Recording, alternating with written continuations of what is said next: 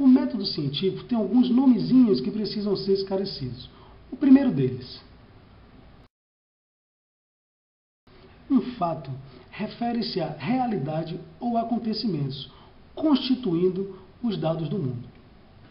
Por exemplo, o Sol sempre nasceu a leste e se pôs a oeste. De acordo com a teoria geocêntrica de séculos atrás, a Terra estaria parada e o Sol diariamente girando em torno da Terra. Depois vieram as contestações de Copérnico, de Galileu, falou não, o Sol está lá paradinho no lugar dele e é a Terra que está girando diariamente em torno do seu próprio eixo. Veja, o fato não mudou, o Sol continua nascendo a leste e se pondo a oeste, mas a interpretação do fenômeno é que foi modificada. Lei, no sentido científico, é uma regra que descreve um fenômeno que ocorre com certa regularidade. Por exemplo, se eu pego aqui esse isqueiro e eu solto esse isqueiro aqui, tá? Nesta gravidade, ele tende a ser atraído para o centro de massa da Terra. Ou seja, em qualquer lugar do mundo, nesta gravidade, se alguém largar um determinado objeto, ele tende a cair no chão, porque ele está sendo atraído pelo centro da Terra. Isso, como se repete com bastante regularidade, nós chamamos de lei científica. Um outro exemplo, eu posso citar o experimento de Mendel. Mendel, toda vez que nós fizermos aquele cruzamento da ervilha amarelinha com a ervilha verdinha, sempre vai dar aquela proporção de 3 amarelas para 1 verde. Logo, como isso se repete sempre com regularidade, nós chamamos isso de lei científica. A hipótese é uma explicação provável para um determinado fenômeno da natureza, normalmente seguido de experimentação. Trocando em miúdos, a hipótese é uma coisa que não é, mas a gente finge que é para ver como seria caso ela fosse. Entendeu? Vou dar um exemplo de hipótese. Tenho aqui esses 2 papeizinhos aqui e vou tentar grampear. Bom, não grampeou. Qual a hipótese? Deve estar sem grampo o grampeador. Vou verificar. Realmente está sem grampo.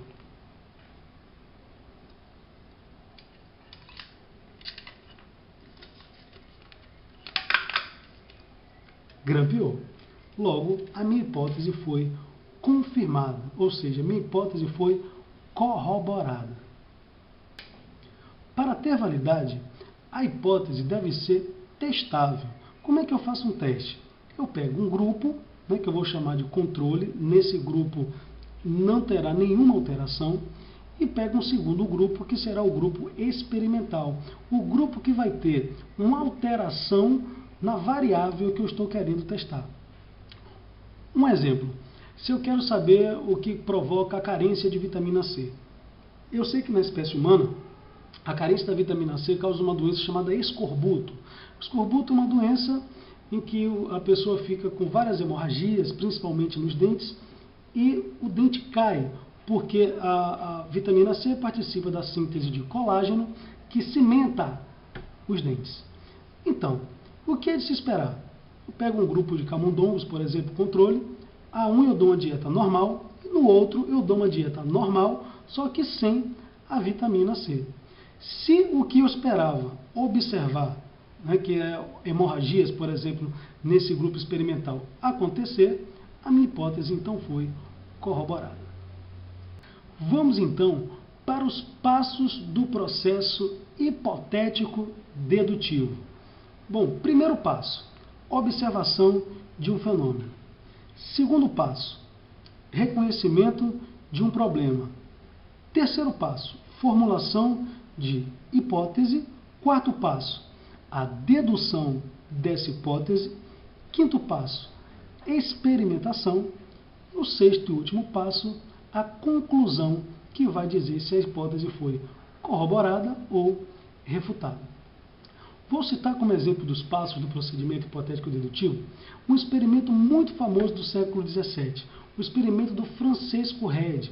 Naquela época, se discutia muito sobre a origem dos seres vivos, se eles surgiriam por geração espontânea, né, que era a hipótese abiogênese, né, ou a hipótese da biogênese, que um ser vivo só surgiria a partir de outro pré-existente. O que foi que ele fez? Primeiro, ele fez uma observação do fenômeno. Ele viu que seres em forma de verme surgiam nos cadáveres em decomposição. Em segundo lugar, ele viu um problema. Qual foi o problema? Eles estão surgindo ali ou foram colocados ali? Então ele percebeu um problema. Terceiro, ele fez uma hipótese. Ele acreditava que aqueles vermes surgiam porque moscas depositavam ovos ali. Então ele fez uma hipótese. Olha, se eu impedir a entrada da mosca, a mosca não vai nascer ser vermiforme nenhum. Então ele fez uma dedução a partir da hipótese. Logo em seguida ele fez a experimentação. Pegou um frasco, colocou uma gaze em cima, de modo a impedir a entrada da mosca. Então observou, fez o experimento, essa fase da experimentação.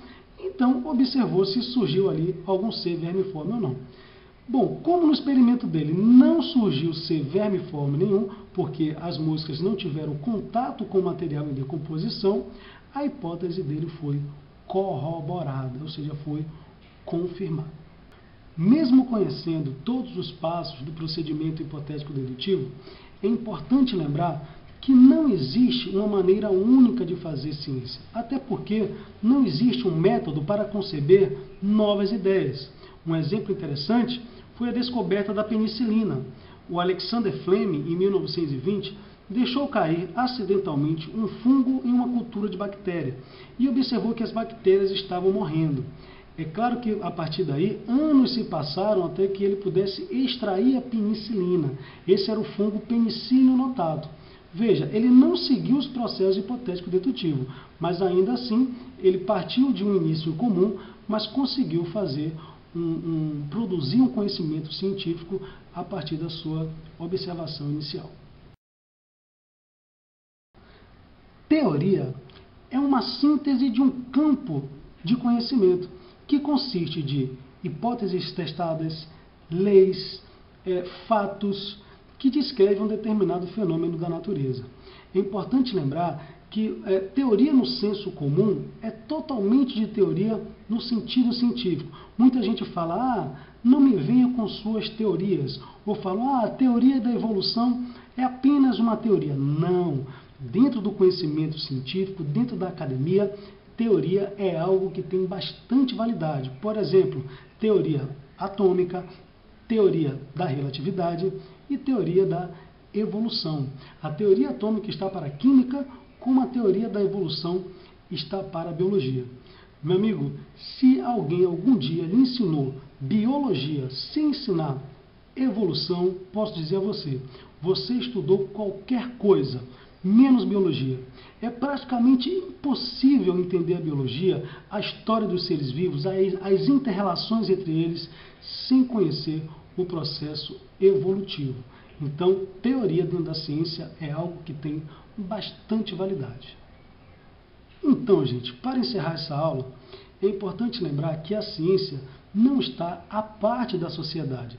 Ela faz parte da sociedade. Ela é influenciada pelos fatores sociais e econômicos que regem essa sociedade. Um exemplo simples. Por que você acha que doenças como, por exemplo, doença de Chagas, malária, leishmaniose, recebem tão pouco investimento? Já pensou nisso?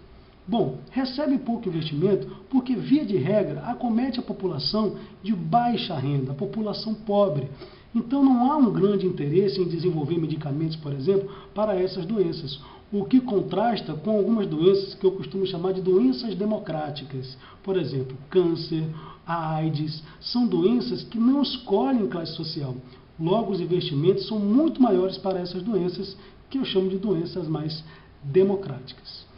Então, gente, muito obrigado aí pela atenção de vocês. Espero que tenham gostado. No próximo vídeo nós vamos continuar com esse assunto. Eu vou fazer 10 perguntinhas frequentes sobre ciência, sobre religião, tolerância religiosa. E espero que vocês continuem curtindo e assistindo. Obrigado.